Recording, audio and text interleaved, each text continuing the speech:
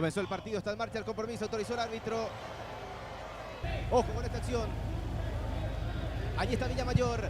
Viene el centro, arriba la pelota, rebote por el poste, rebote. Lo que se perdió Candia, poco creíble. El poste derecho se alió con el portero Arévalos. Se salvó el conjunto de General Caballero, casi el primero de Atira. Busca Lucho, intenta Auche, recupera Díaz, aquí está Guillermo, le puede pegar. Auche se frena, pisa la pelota, intenta habilitar, pelota para Ronald, está el primero, Ronald remató. El arquero achicó espectacularmente. Remate mordido.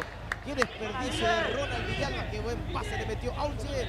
Achicó bien Chena, pero me quedo que deficientemente definió la acción el goleador Acuña. Villa va a buscar el arco. Allí está Héctor. Autorizó el árbitro. Villamayor remató. Pasó cerquita el remate del 10. Apertura para Juan Martínez. Va a encarar la marca de Gamarra. Allí está Martínez, que es rápido. Avanza el conjunto de Juan León Mallorquín. Viene el remate. Auche elude al arquero. Auche. ¡Gol!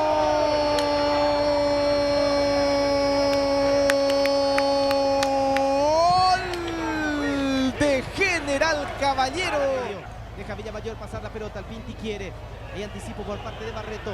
Juego para Ronald, corre Acuña, se mete en el área, puede rematar. Allí está Acuña, elude al arquero, Acuña remató. Providencial salvada de Marcos Riveros, que acompañó la acción hasta el final. Auche.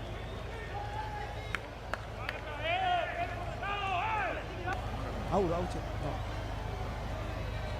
Pero es otro. No tiene nada que ver con esto. Puede que sea familiar. Es argentino, tiene el mismo apellido. Allí está Guille. Auche remató al arco. Auche. Sobre el techo del arco que defiende Jorge Chena. Habrá salida que va a corresponder al cuadro. Del partido, ganó General Caballero 1-0. Es el puntero del torneo. Triunfo del equipo de Juan León Mallorquín.